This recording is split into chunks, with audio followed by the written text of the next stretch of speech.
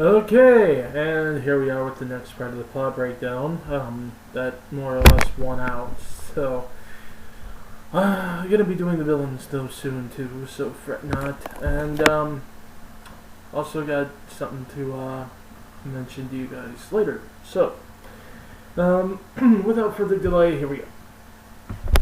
When we left off, Vegeta had just killed Zarbon, and well, we talked about some foreshadowing, and we're going to get to that in a minute. So Vegeta kills Zarbon. Vegeta demands that... Now this is where things really start to get interesting, and people start having to use their heads a little more. Vegeta demands Krillin's and Bulma's Dragon Ball. And Krillin basically decides that it's going to have to basically be a calculated gamble, and he hands it over. Which, of course, has Bulma ticked off, but in the end, he would have killed them and taken it anyway, and the basic thinking behind this, and this is where the chess game really kind of starts to come to a head, too, in terms of what they have. He more or less decides that it's worth, giving up that one and hoping Gohan found the one Gohan is looking for, and that way they'll still have at least one and nobody can use them for whatever purpose, and they still have a chance of recovering the others. So it's a calculated gamble based on the fact that, again, he would have killed them and taken it anyway, and then they can't do anything, and Gohan's alone and stranded on an alien planet. So, moving on from that, Gohan does indeed return with the Dragon Ball. And Vegeta returns to where he hid his Dragon Ball and gets extremely pissed that it's not there. Krillin, in the meantime, takes Gohan to the Grand Elder to unlock his power similar to the way he had his unlocked. And the Vegeta catches up with them there. And that's where this is where things really take off. Vegeta happens to sense coming the Ginyu Force, and so strikes a bargain. They let him get the immortality that he needs in order to be able to even stand a chance to fight them, and he will swear to leave them and their planet alone and never bother them again.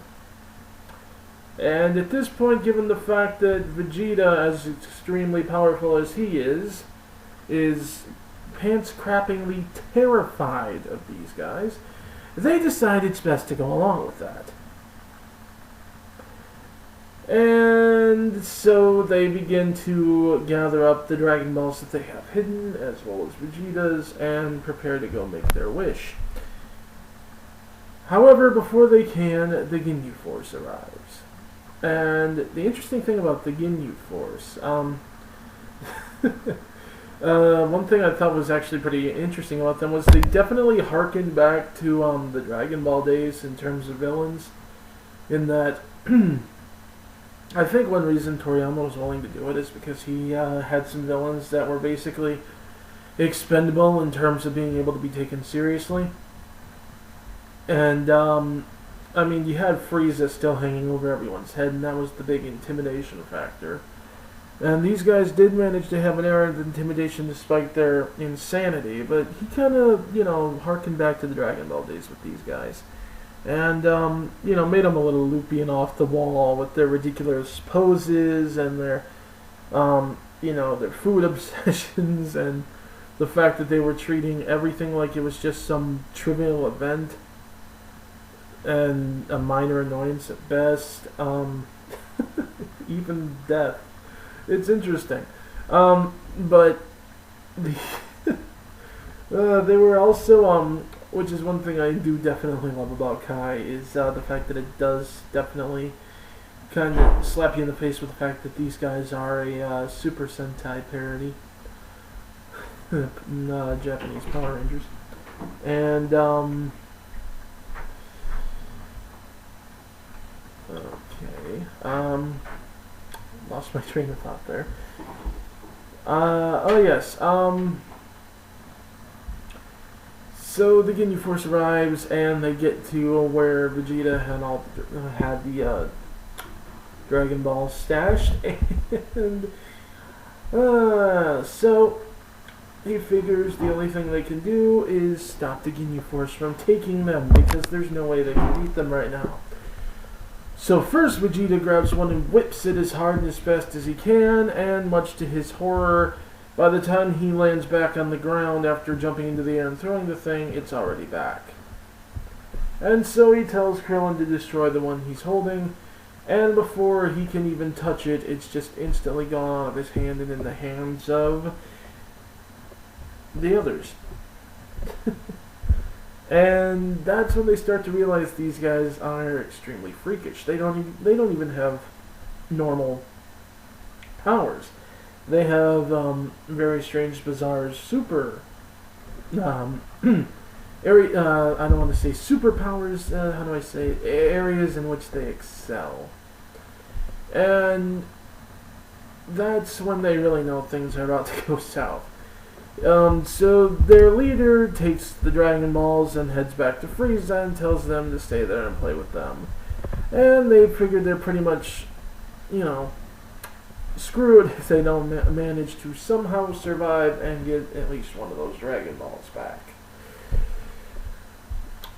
However, much to their shock and horror, rather than just go at them or attack them or even take turns or whatever, they treat even this like a game and begin to play rock, paper, scissors for whoever gets to have the honor of killing which.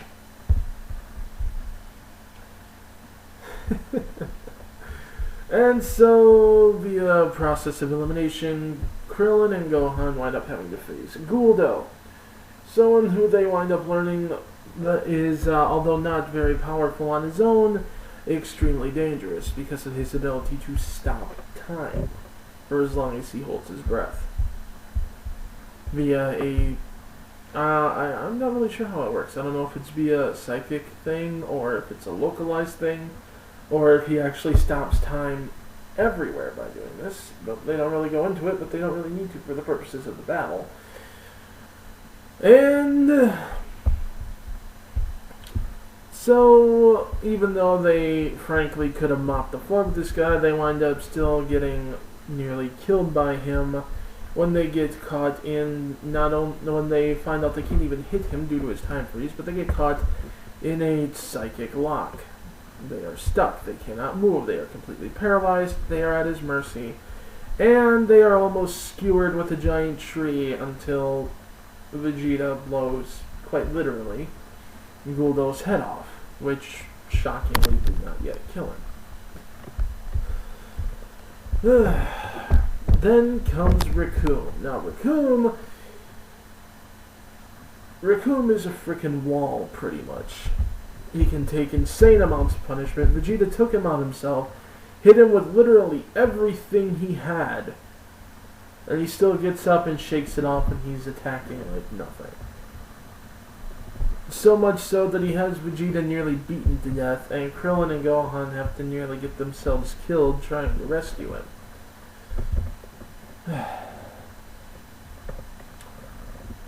And in the process, both Krillin and Gohan wind up severely beaten, nearly every bone in their body broken, and completely at the mercy of Recoome until Goku shows up. Now, Goku showing up is a very key moment here, because when you think about it, when Goku first started his trip to Namek, we didn't really have any idea of what was happening. So far as we knew, Goku was the same as Goku when he fought Vegeta.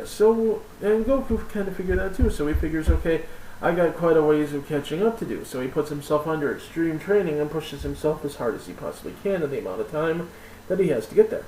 But having heard Vegeta mention this, that the closer a Saiyan comes to death, the greater his power increases by a greater amount.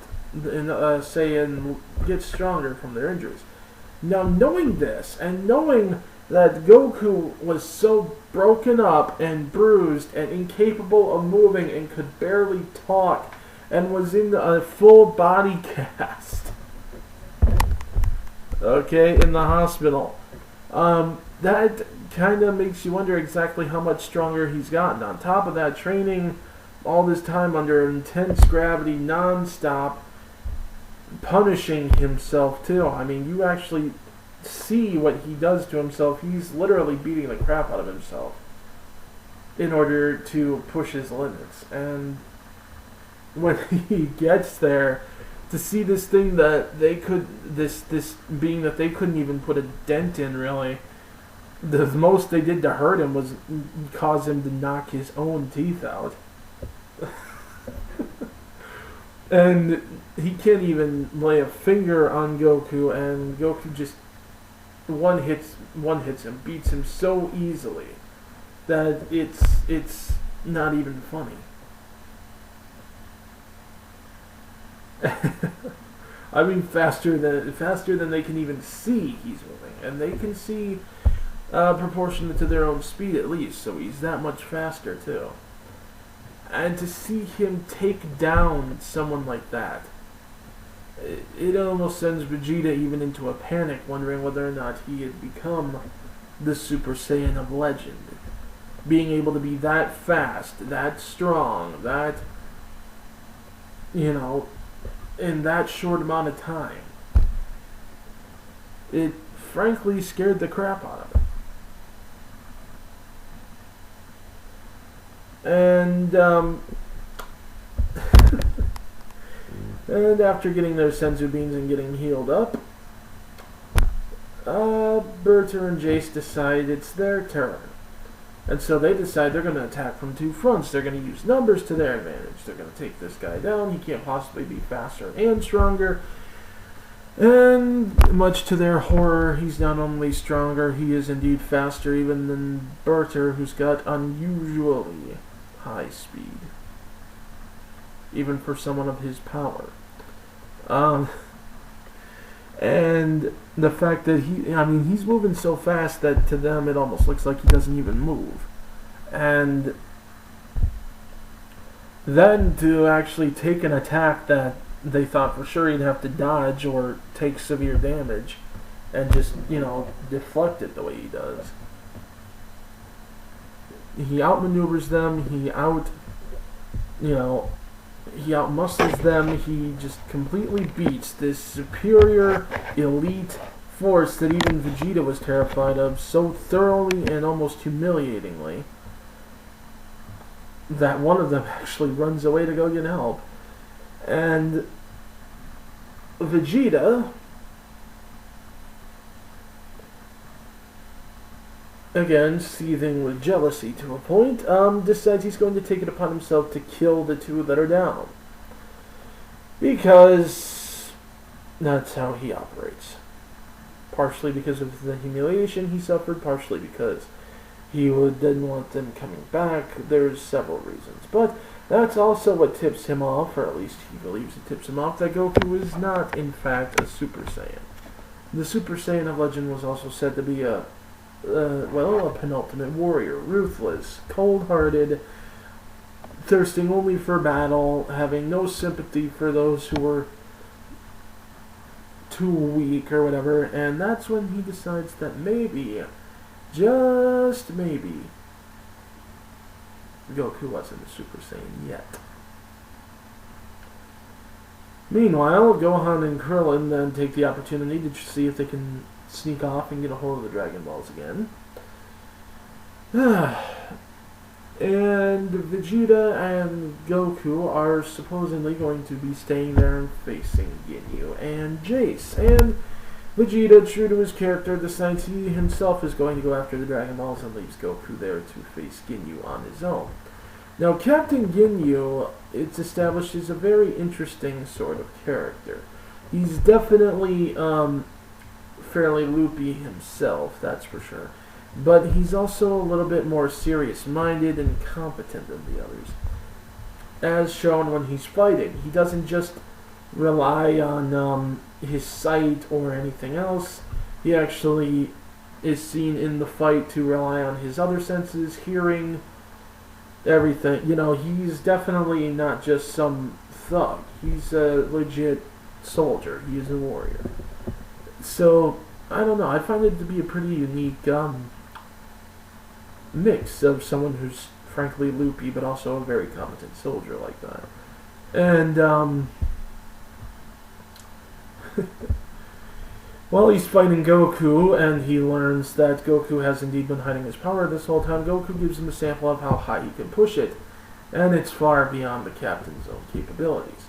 And so Ginyu, in his desperation, decides that he is going to take the old saying, if you can't beat them, join them, to an entirely new level. And that's where we're going to stop this episode for now. Hope you enjoyed it, and got another video coming out real soon. So, see you then.